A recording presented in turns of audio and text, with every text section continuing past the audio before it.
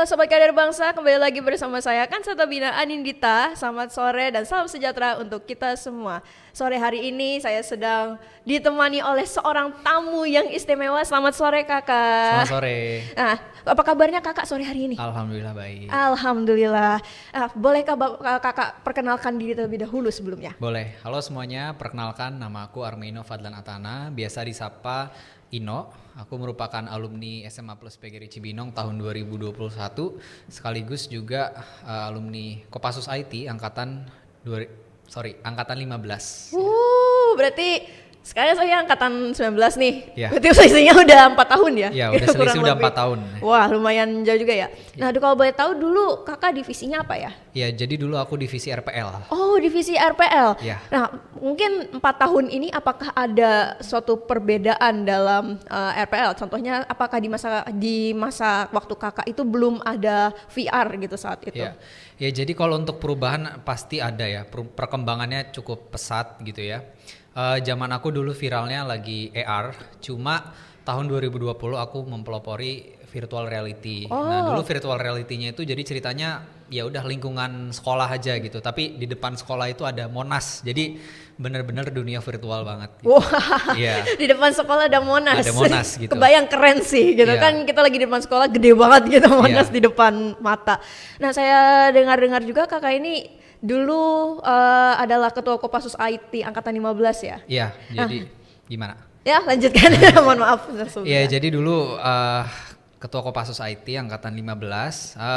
Satu hal yang menurut aku memorable gitu ya, karena pas aku menjabat 2020 itu 2 bulan setelah menjabat langsung COVID. Jadi transisinya ini kerasa banget nih, dari yang awalnya offline langsung ke online. Gitu.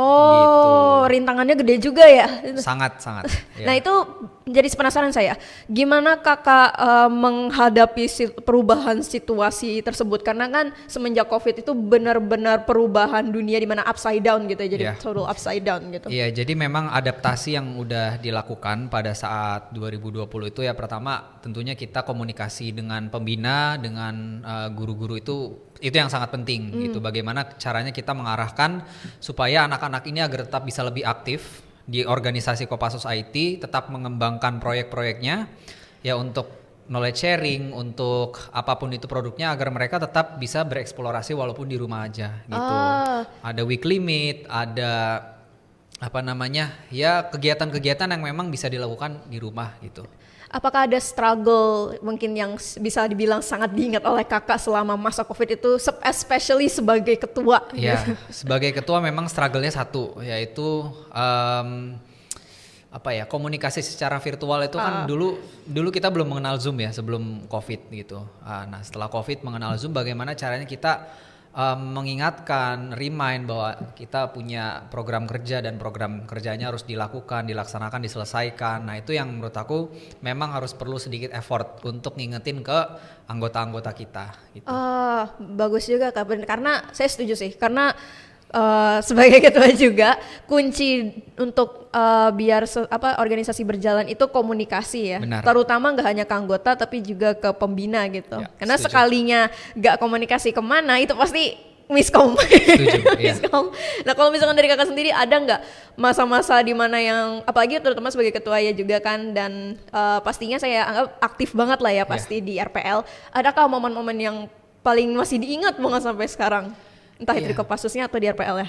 Ya, untuk momen yang paling diingat itu pas menjadi panitia pelantikan Kopassus IT angkatan bawah, angkatan 16 gitu. Soalnya dulu itu ingat jadi MC.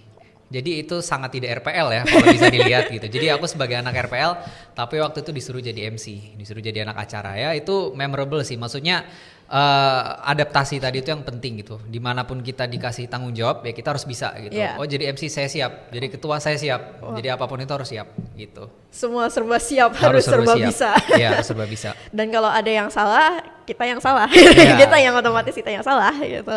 Nah, kalau misalkan soal tadi kan di Kopassusnya berarti ya Kak, kayak sebagai panitia acara. Kalau untuk RPL-nya adakah teman-teman yang kayak mungkin lebih dikatakan, kalau saya sih lebih dekat ke teman-teman di MM gitu misalkan daripada di kelas gitu. Apakah Kakak juga atau ternyata ada teman dekat juga di kelas misalkan? Ya untuk saya sebenarnya teman dekat di RPL itu ya relatif sekedar untuk kerja aja gitu ya, untuk kerja bareng atau untuk ada proyek bareng. Tapi untuk teman dekatnya malah saya di MM. Ini yang lagi ada di studio juga. Ya namanya Kak Abdul Fatah, itu ya dari kelas 10 udah bareng apa segala macam. Jadi malah dekatnya sama anak MM ya. TKJ juga ada dekat gitu. Ya intinya waktu itu bosen sih kalau cuman di satu divisi, makanya bersosialisasi dengan divisi lainnya juga gitu. Wah, berarti relasinya banyak banget ya Kak, luas banget. Bisa dibilang begitu. Oke.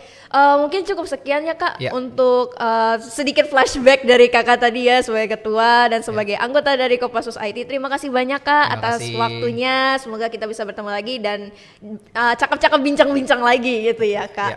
Dan terima kasih banyak kepada para kader bangsa yang telah menyaksikan podcast kami dari awal sampai akhir. Saya Kansa bersama Kak Armaino Fadil Natana. Pamit undur diri. Wassalamualaikum warahmatullahi wabarakatuh.